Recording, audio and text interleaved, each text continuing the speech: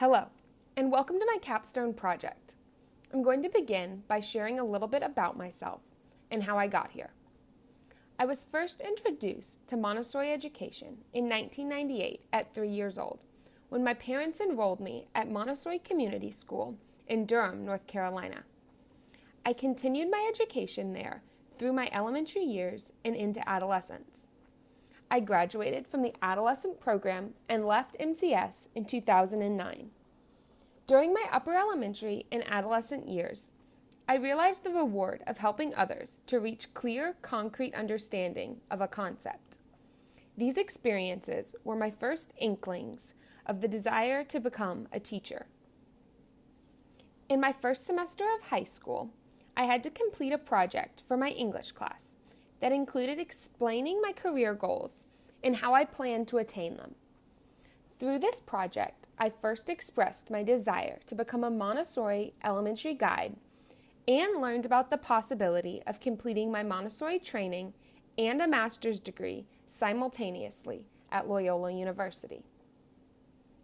After high school, I attended North Carolina State University for a degree in elementary education with a STEM concentration. Through this program, I learned traditional teaching methods, information about state standards, information about local, state, and national legislation, and assorted general content knowledge, specifically surrounding the STEM fields. My undergraduate coursework included one special education course in which I learned about the history of special education in the United States, the legislation, and the role of a general education teacher in the special education process. I also had the opportunity to discuss and practice the implementation of accommodations in a traditional education setting. I graduated from NC State in 2017, and shortly after, I moved to Columbia, Maryland, to begin my Montessori elementary training at the Washington Montessori Institute at Loyola University. So some reflections on training. If I had to choose 5 words to describe the training experience, they would be hurried, rigorous, overwhelming, rewarding, and right. As a result of the length of training and the enormous volume of content, the process felt hurried because we had to move at a consistent pace to ensure that everything fit into the time we had. This often meant that we would move through something faster than I would have liked, and without having the opportunity to discuss anything with real depth. The pace of the course also required rigorous work in order to keep up with the workload. Staying at this fast pace and high volume of work for an extended period of time was both overwhelming and rewarding. In the moment, it was easy to feel overwhelmed. But throughout the experience, I began to notice and acknowledge the personal growth that was occurring as a result of the rigor of the course. The personal growth and the accomplishment of completing training was extremely rewarding. From the first day of the Foundations course and all through training, it just felt right. There was sort of a sense of coming home and feeling like I was with family, because I had spent the majority of my educational life and my formative years surrounded by the Montessori philosophy. I learned broadly about Maria Montessori's work and the theory behind Montessori education. We dove deeper into the specifics about the second plane of development and the elementary environment through readings, discussions, observations, and lectures. Through the process of creating my albums, I deepened my knowledge in each subject area and began to develop a familiarity with the theory behind each material and presentation. I gained an understanding of the key principles in the development of presentations for a Montessori elementary environment in order to develop my own presentations to cover additional topics not covered in my albums. Training focused on the ideal classroom with the model students, rather than a practical look at what our classrooms might actually look like. Throughout training, my observation sessions, and practice teaching, and as I reflected on my experience, some knowledge gaps became apparent. I identified 4 specific parts of my role as a guide that I feel that I'm not fully prepared for.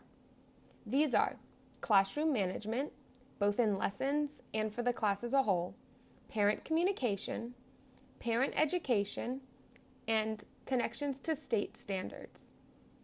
I think all of these areas are things that we only briefly touched on in training, and I will need to use these as areas of growth for my first years of teaching.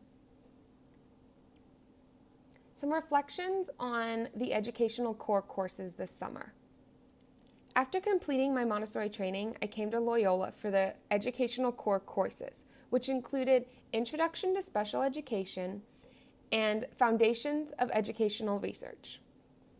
The Introduction to Special Education course provided a broad overview of the field of special education, including the important legislation and acronyms, the disability categories covered by IDEA, and special education supports and evidence-based approaches.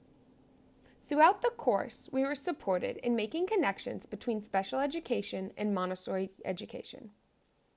There were many opportunities for collaboration with fellow Montessori-trained guides at the elementary level and with Montessorians across levels. The Foundations of Research course was focused around qualitative research and teachers as action researchers. I gained a basic understanding of how to analyze qualitative research sources and how to conduct action research in my own classroom. Connections were made between the Montessori practices of observation in order to follow the child and the goals of action research.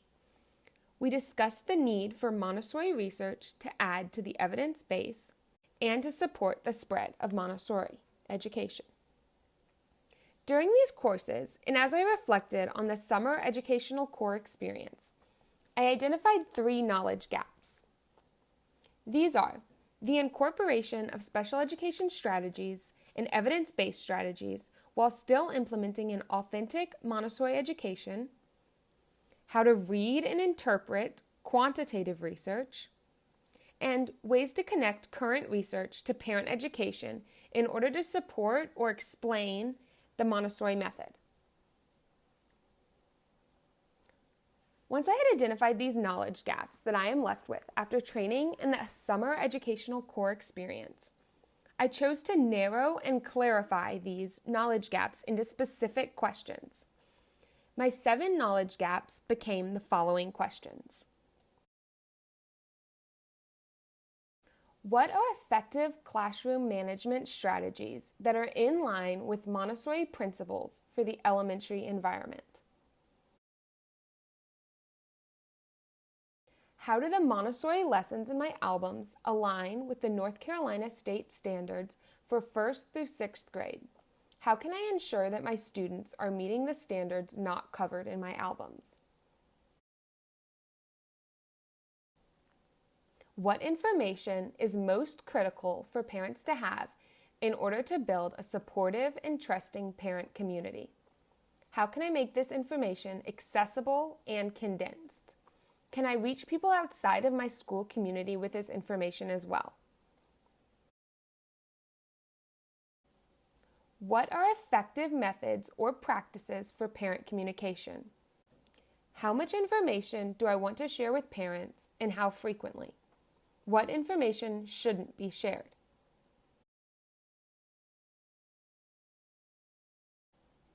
How can I incorporate special education strategies and evidence-based practices while still maintaining an authentic Montessori environment? How can I gain the knowledge and skills to read, interpret, and understand quantitative research? How can I use quantitative research to improve my practice? How can I use current research, both Montessori and non-Montessori, to support parent and community education on Montessori education and its benefits? For this project, I decided to focus my personal professional growth plan on 3 of these questions.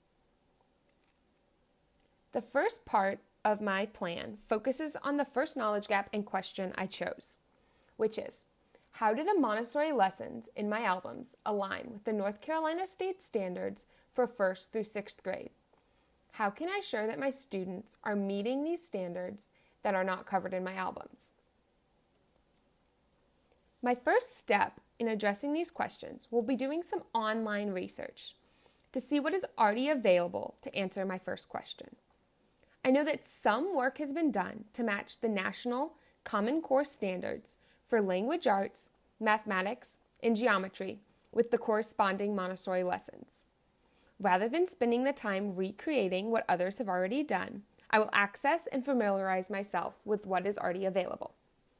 For the additional standards, including social studies, science, arts, and healthful living standards, I will access the North Carolina State Standards online from the State Board of Education, Department of Public Instruction website. I will need to review and become familiar with the standards for 1st through 6th grade. Additionally, I will need to consolidate a complete list of the lessons in my albums. This will be done using the table of contents from each of my albums and the albums themselves. With the state standards in my list of lessons, I will need to match lessons to standards to end up with an understanding of how the state standards and Montessori lessons align. This will bring my attention to any gaps where the lessons in my albums do not cover a state standard. With the knowledge of any of these gaps, I will use what I have learned in training about the principles of presentations in the Montessori elementary environment and develop lessons that can fill these gaps to ensure that my students are meeting the educational standards of society as laid out by the Board of Education. This work is an opportunity for collaboration with other AMI-trained elementary guides at my school and in North Carolina as a whole. This collaboration can occur during the research phase, in which I'm collecting information about work that has already been done, with looking at how Montessori lessons align with the North Carolina state standards. For this, I might want to reach out to other guides, especially those working at public and public charter Montessori schools in North Carolina. Collaboration can also occur in the planning and sharing of lessons to address the standards not covered in our albums. The second part of my professional development plan focuses on both the second and third knowledge gaps and questions that I chose. These are: what information is most critical for parents to have in order to build a supportive and trusting parent community? How can I make this information accessible and abbreviated? Can I reach people outside of my school community with this information? How can I use current research, both Montessori and non-Montessori, to support parent and community education on Montessori education and its benefit? The first stage of addressing these questions is gathering the information that will allow me to gain a better understanding of my audience and what information I would like to share. There are three main groups that I want to gather information from and specific questions I would want to address with these groups. These are: Group 1, parents of children in Montessori schools. The questions I would like to ask them include: what aspects of your child's education are the most important to you? What parts of the Montessori educational philosophy do you not understand? What parts have you previously not understood? What questions did you have when you first looked into Montessori education for your child? The second group is Montessorians. This includes teachers, trainers, and administrators. My questions for them include: what do you wish parents understood about Montessori education? What aspects of Montessori education do you have to explain to parents most frequently? What Montessori terminology do parents need to understand? What knowledge have you found most beneficial to share in order to build a supportive and trusting parent community? What misconceptions of Montessori education do you most frequently come across? The third group I would like to address is traditional teachers in the general population. I would like to ask them, what do you know about Montessori education? What have you heard about Montessori education? What questions do you have about Montessori education? This information can be gathered in assorted ways. I think the most efficient way to gather a lot of information would be through a survey or questionnaire that can be distributed online. The access information can be shared with parents at my school, with fellow Montessorians, with classmates from my undergraduate teaching program, and through social media. Fellow Montessorians and non-Montessori teachers can share it with other teachers and parents. This would allow me to gather a lot of information regarding the content that I might want to share in parent education and in community education. It would allow me to determine if the same information can be shared with both populations. Another important part of this process is spending time self-reflecting on how I can best share this information and determine how I want to share it. Generally, public speaking is not my most efficient manner of sharing information. I enjoy artistic creations and have made videos for various projects in the past. For that reason, videos might be a way that I can share information that incorporates skills I possess and skills that I would like to develop further. I would also need to consider whom I can collaborate with on this project. This might include other Montessorians, parents, students, and people with specific skills, such as research, video making, or communication.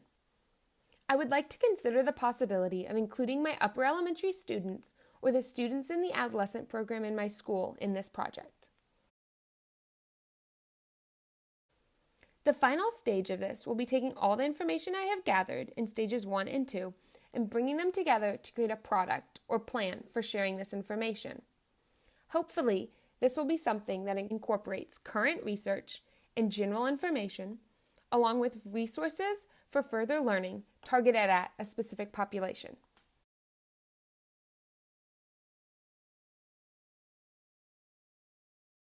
And finally, my commitment to the Montessori movement focuses on my 2 aspirations, which are to effectively implement authentic Montessori education in order to support self-construction and to encourage the development of a lifelong love of learning for all children who spend time as part of my classroom community, and to share my love of, passion for, and commitment to the Montessori philosophy and educational methods with others. Thank you.